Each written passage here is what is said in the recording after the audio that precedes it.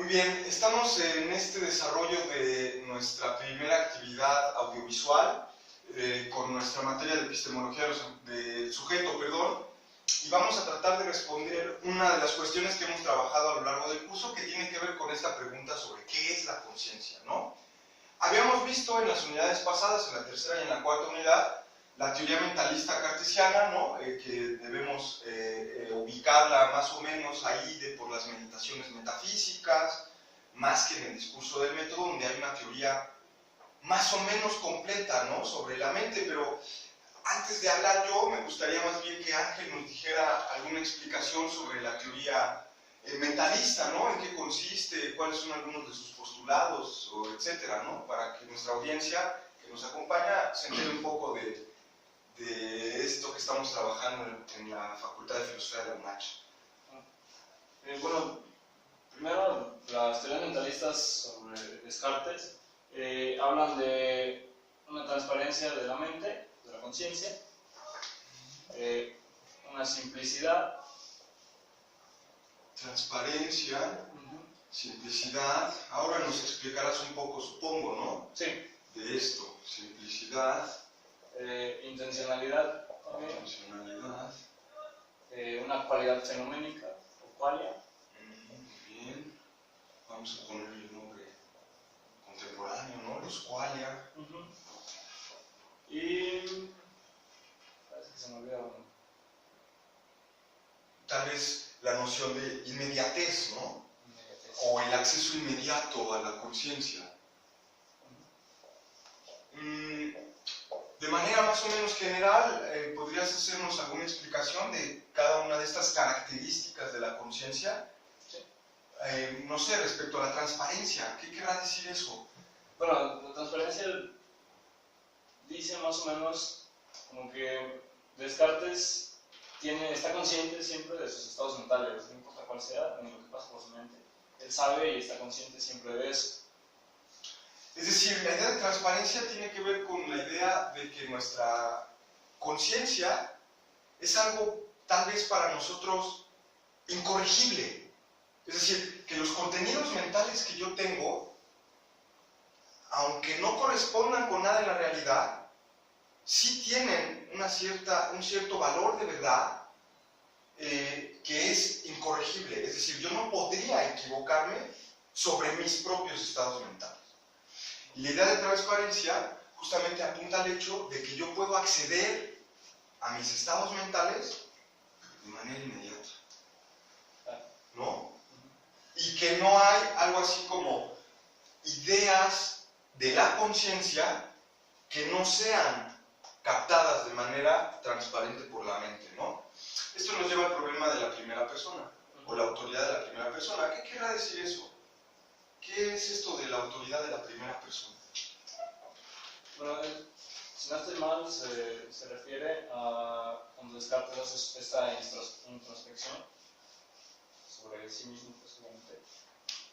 Y él se adjudica. Se adjudica. Ajá, estados mentales, se atribuye estados mentales, siendo él el objeto de estudio de sí mismo. Más o menos. Creo que la noción, adelante. Es cuando esta característica de la primera persona, Descartes intenta salirse de su propia subjetividad para ser el objeto, el cual hay como una cierta duda en ello, ¿no? De que en esa posición de cómo puede ser posible que pueda salir de su subjetividad. Y esto nos hace referencia a este problema de la regresión al infinito. Creo que más bien el asunto acá, para tomar tu comentario, tiene que ver con el método mismo con el cual podemos acceder a nuestros estados mentales.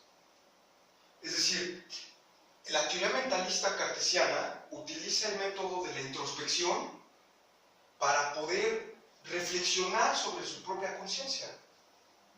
Y él se da cuenta, justamente cuando trata de, vamos a poner este ejemplo, sujeto, y reflexiona sobre sí mismo, volviéndose un objeto, para él mismo, ¿no? Este regreso se hace vía la introspección, o como Hegel va a llamar a esto, como una filosofía de la reflexión. El sujeto se desdobla para verse a sí mismo. Pero eso no tiene mucho que ver con la idea de la primera persona, porque la autoridad de la primera persona tiene más que ver con que nadie puede corregirme sobre mis estados mentales. Es decir, cuando accedo a mi conciencia, me doy cuenta que soy yo la última autoridad respecto a qué es lo que tengo en la conciencia. El caso del dolor que habíamos trabajado la vez pasada es justamente eso, ¿no? Es decir, nadie puede saber si tengo o no tengo dolor, salvo solo yo. Y además, nadie puede corregirme. Nadie podría decirme que en realidad no tengo dolor, sino que tengo hambre, o que me encuentro en otro estado mental.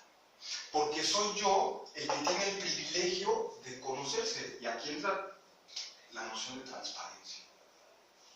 Mi conciencia es para mí mismo completamente clara. Ahora, una de las cosas que habría que señalar es que esta transparencia también se conecta con la idea de inmediatez. La idea de inmediatez habría que entenderla como que el acceso que tengo a la conciencia no requiere ninguna inferencia. Es decir, el acceso que tengo es inmediato, vía la reflexión o la introspección. A diferencia de lo que veremos con la teoría conductista, en el que el acceso a la conciencia está mediado por las conductas. Mientras que acá no, ¿verdad? Bueno, ahora, la idea de simplicidad. Esto va a ser muy importante para la noción de conciencia, ¿no? ¿Qué querrá decir esto? De que la idea, de que la conciencia sea algo simple. Que no tiene partes. Y eso, ¿en contra de qué está? ¿Recuerda la idea de Descartes? En la segunda meditación, es tratar de demostrar que la conciencia es diferente al cuerpo. Y esto, compañeros de la mesa, ¿no? Habría que tomarlo muy en cuenta, porque Descartes, con esta cualidad de la simplicidad, obtiene una tesis metafísica sobre la noción de conciencia. Es decir, que la conciencia es algo diferente al cuerpo. Porque los cuerpos sí tienen partes y son divisibles al infinito, mientras que la conciencia es indivisible. Y además, Descartes nos dice algo más, que la conciencia se conoce más inmediatamente que el cuerpo. Porque para conocer el cuerpo, y ahí aparece la tercera y la cuarta meditación, necesito hacer una serie de inferencias, ¿no? Aparece la idea de Dios, ¿no? Todo lo que hemos visto en las meditaciones metafísicas. Estas son las teorías tradicionales, ¿no? Sobre la conciencia. Pero este hecho de los qualia, ¿qué querrá decir, no? Ya para cerrar un poco esta explicación, ¿qué querrá decir la noción del qualia, no? Recuerden que esto se lo debemos al texto de Frank Jackson, ¿no? Epifenomenal qualia, en el que aparece el ejemplo de Mari, ¿no? El cuarto en el que se encuentra Mari. ¿Qué querrá decir esta noción de qualia o conciencia fenoménica? Bueno, es lo que solo puedes sentir, es una sensación subjetiva, sensación por darle un nombre.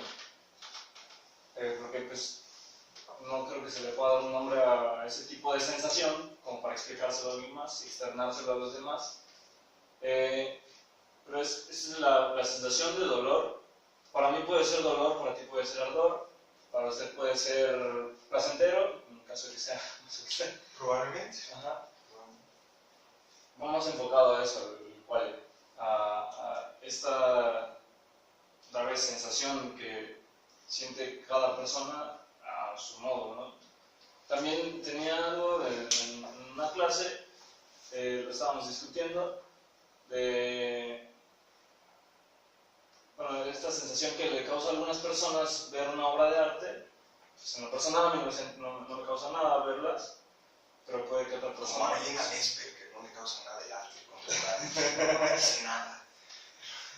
Bueno, en lo personal no me causa nada, pero puede que a mi compañero o a usted cause una sensación placentera, sienta algo bonito, ¿no? Así decirlo. Sí, es una idea que va por ahí, pero la noción de qualia técnicamente viene a significar justamente aquello que se siente estar en un estado mental. Es decir, es esa cualidad, no sé si llamarle subjetiva, pero es esa cualidad de la conciencia que es irreductible a conceptos o a estados físicos, ¿no? Porque recuerden que hay varias críticas sobre las que hablaremos de la teoría mentalista, ¿no? Entonces, parece que habría que quedarnos con esta idea de que la conciencia cartesiana es una cosa separada de la materia, ¿no? Y por eso hemos llamado teoría mentalista, porque en el fondo lo que hace Descartes es decir que una cosa es la conciencia, el alma, o el término latino que él utiliza, que es mens, puede ser traducido como mente, y el estado físico en el que uno se encuentra cada vez que tiene un estado mental. Entonces, para Descartes habría una especie de dualismo metafísico, ¿no? Que es, digamos, por lo que más se le conoce. Y nos heredó a los filósofos el problema de la relación entre la mente y el cuerpo, cómo se relacionan, ¿no?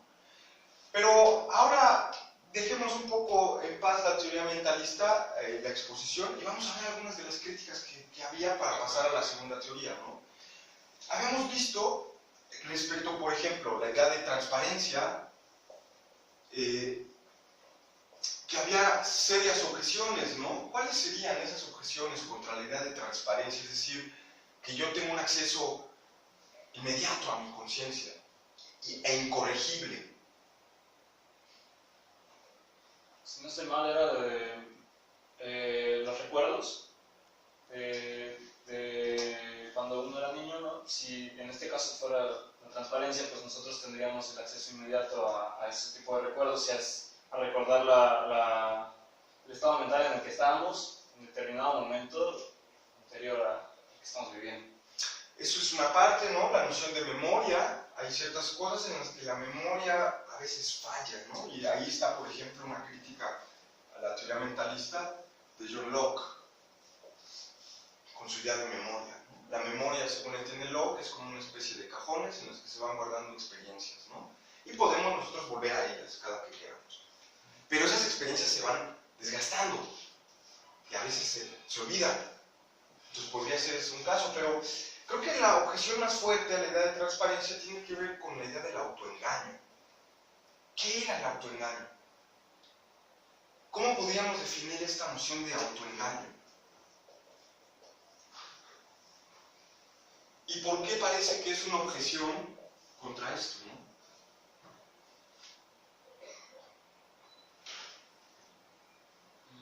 Recuerden esa idea de que parece que yo tenga la creencia de mí mismo de que soy buena persona. Pero probablemente lo use para engañarme a mí y a los demás. Pues esta crítica del autoengaño habla al respecto en el que se va en contra de la transparencia, de que yo me atribuyo estados mentales. Un ejemplo sería decir que yo puedo ser bueno, pero esta perspectiva del otro sujeto, la tercera persona, revisando mi conducta me puede decir lo contrario, pero aún así yo mismo me atribuyo que puedo ser una buena persona. Entonces puedo atribuirme un estado mental diciendo que tengo tal atributo mental, tengo cierto estado mental, pero que en realidad no lo sea, no estoy consciente de ese engaño que hay en mí.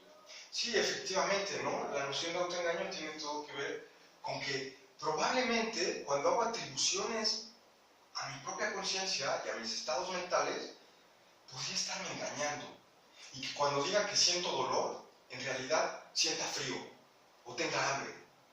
Y eso, esta idea del autoengaño es bastante importante porque nos va a dar paso a la perspectiva de la tercera persona, que ya había señalado Gerardo, ¿no? Alguien externo a mí podría ver mi conducta y ver que yo creo que soy bueno, porque una creencia es una atribución de un estado mental, creo que eso es bueno, cuando en realidad, tal vez en la vida cotidiana alguien me ve actuar y descubre que soy malo, o que soy injusto, ¿no? Para no usar esas palabras metafísicas de bueno y malo, justo o injusto, o actúo correctamente o incorrectamente. Ahora hablaremos de esto, ¿no? Cuando veamos a Skinner. Pero había algunas otras nociones también interesantes, como la crítica a la idea de simplicidad de la mente, de las teorías psicoanalíticas, ¿recuerdan? Parece que la idea de simplicidad, que dice que nuestra mente no tiene partes, el psicoanálisis ha venido a romper. Porque recuerdan cuál es la idea de la conciencia del psicoanálisis, que surge de dos estados inconscientes. El yo y el superyo. El ello, el principio del placer, y el superyo, que es el principio del deber. Y como esos están en contradicción, lo que resulta del ello y del superyo, de esta tensión, es el yo, la conciencia. Pero estos dos son irracionales y son inconscientes. Entonces nuestra conciencia sería producto de dos partes distintas, inconscientes. Por lo tanto, parecería que la conciencia tiene partes. Donald Davidson hablará de esto en un escrito que se llama Sobre la idea misma de un esquema conceptual y la imposibilidad de partir la mente como piensa el psicoanalista. Pero nosotros no estamos en ello. Entonces ahí podríamos tener una buena idea contra la noción de transparencia y contra la noción de simplicidad. Además de los problemas epistemológicos que trae el dualismo y los metafísicos, ¿no? Para ahorrarnos esos problemas sobre la relación mente y cuerpo, aparece ahora la teoría conductista. ¿Qué nos dice la teoría conductista ahora, Gerardo? Bueno, en esta teoría conductista me baso en esta obra de Ciencia y Conducta Humana en Skinner. A diferencia de Descartes, Skinner va en contra de la teoría mentalista, ya que yo no puedo cuantificar los estados mentales de la otra persona, ya que yo no puedo ver a través de él o sentir lo que él siente, y lo único que puedo medir es la conducta. ¿Por qué esa preocupación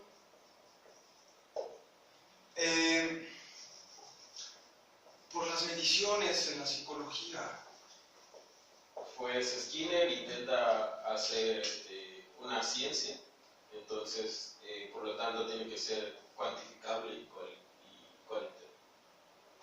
cuantificable. Cuantitativamente, digamos. Bueno, si me permite leer Adelante, adelante. Espero que no se aburra la audiencia. Con respecto a la tesis principal de Skinner, con el distintivo de sus investigaciones podría, quizás, expresarse en una sola palabra: control, pues estudia y analiza el sujeto con respecto a su conducta y al entorno con el cual dicho sujeto se desarrolla como ser social. Estímulo, entonces respuesta. Se habla de estímulo como un accionar o potenciador para formar o modificar una conducta. Si el estímulo aplicado es negativo o positivo, la conducta será equivalente al estímulo. Un ejemplo claro de esta premisa es, para Skinner, la enseñanza de un niño y el aprendizaje de una rata son procesos similares. Primero, se provoca la conducta que se desea instaurar, después, y de la forma más inmediata posible, se proporciona la recompensa o refuerzo. El organismo aprende las respuestas que han sido recompensadas y, en caso contrario a que no cumple con la conducta que se quiera programar, pues se le da un castigo o se priva de la recompensa o refuerzo. Así que puede ser posible modificar una conducta, al igual que tomar el control de dicho sujeto para poder ser un sujeto socialmente aceptable en caso de que dicho individuo esté en una etapa en la cual su conducta no sea adecuada a la sociedad. ¿Por qué Skinner pone tanto énfasis en esta noción del control? No solo eso, esa sería una pregunta. ¿Por qué para Skinner es tan importante la modificación de las conductas o el modelamiento de conductas a través de este proceso? Estímulo y respuesta, ¿no? Como nos lo has dicho. Quiero una conducta, quiero determinar determinar ciertas conductas y a través de eso aplico un estímulo y voy a obtener una respuesta con base en este estímulo. ¿Por qué? ¿Por qué tanta preocupación por la conducta en lugar de una preocupación por la conciencia? Yo soy mentalista. Bueno, Skinner demuestra cierta desconfianza en la teoría psicológica, o en este caso, pues la teoría mentalista, en el cual pues yo no puedo asegurarme cuáles son ciertos atributos, estados mentales de la otra persona. Pues un ejemplo sería tal vez esa persona no sea apta para la sociedad, entonces por eso la tesis principal se deriva de esa palabra, control, porque yo no puedo saber qué hay detrás de esa persona, y entonces intenta, si el sujeto no es adecuado para un entorno social, entonces podría tratar de cambiar una conducta inadecuada. Aquí creo, además de lo que nos has dicho, que la noción de conciencia, en el caso de Skinner, es reducida o es trasladada más bien a la noción de conducta. Para saber en qué estado mental podría encontrarse un sujeto, como lo ha señalado, yo no puedo introducirme dentro de su mente, sino que lo único que puedo hacer es observar su conducta. Y aquí hay una especie como de presupuesto básico que a un estado mental X le corresponde una conducta X. El caso que poníamos de Wittgenstein, ¿no? En el ejemplo de que cae una bomba a un soldado y estar en el estado mental de dolor implica comportarse de cierta manera, ¿no? Y sería muy tonto, dice Wittgenstein, que nos acerquemos y le preguntemos, ¿te duele? Porque la conducta puede ser que esté llorando, que grite, que esté muy desesperado porque pues, tiene las tripas de fuera, entonces eso me indica que probablemente se encuentre en un estado mental X, dolor, ardor, agonía, etc. Entonces, esa presuposición nos dice que a cada estado mental le debe corresponder una conducta. Pero yo conozco los estados mentales vía una inferencia de la conducta hacia la mente. Pero no puedo saber al 100% cuál es el estado mental en el que se encuentra. Esta inferencia solo me permite, en términos probabilísticos y estadísticos de los que habla Skinner, señalar que posiblemente se encuentre en ese estado mental. Pero en el fondo no nos interesa. Obviamente por la pretensión de cientificidad. Lo único que puedo medir es la manera de cómo se comporta la gente. Y para eso hay varios factores, ¿no? Como el entorno. ¿Por qué el entorno es tan importante para Skinner? El entorno para Skinner es muy importante en cuanto a la conducta del individuo, ya que si se está en un entorno muy violento, puede ser hay posibilidad de que cierto individuo siga los mismos patrones de comportamiento de su entorno. Entonces, si su entorno es violento, también él sería violento, o puede pasar el caso contrario de que este individuo pueda tener cierto grado de madurez y elegir lo contrario, ¿no? Aunque ahí teníamos una objeción. Esta suposición de que a cierto estímulo voy a dar una respuesta indicada, por ejemplo, el estímulo que se da en el medio que has puesto, la violencia, no necesariamente implica una respuesta violenta. Habíamos puesto ese caso como una crítica a las pretensiones de cientificidad.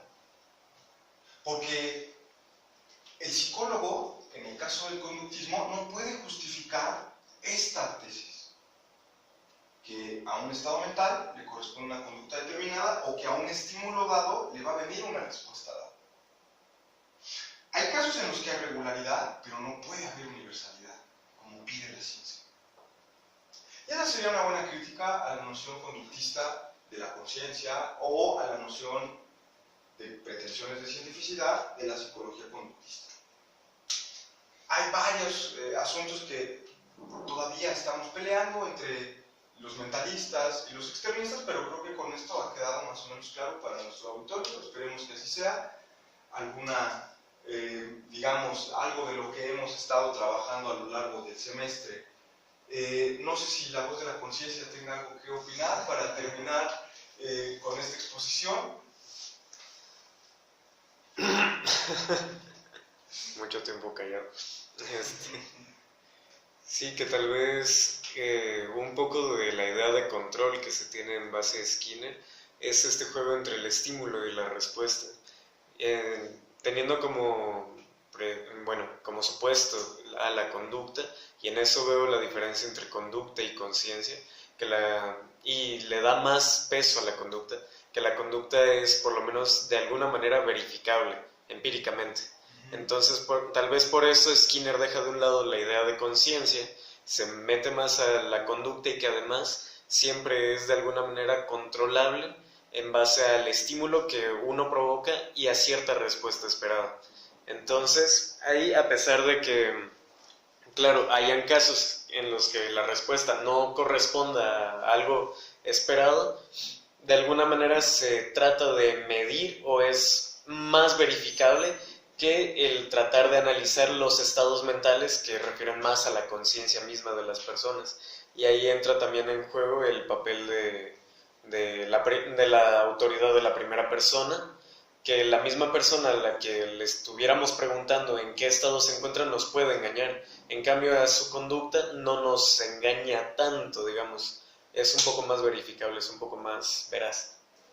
Puede ser. Pues nada más para terminar, solo digo que hay una teoría conductista, por lo menos no solo en Skinner, sino en Wittgenstein, ¿no? En la noción antipsicologista de seguir una regla, por poner un ejemplo, ¿no?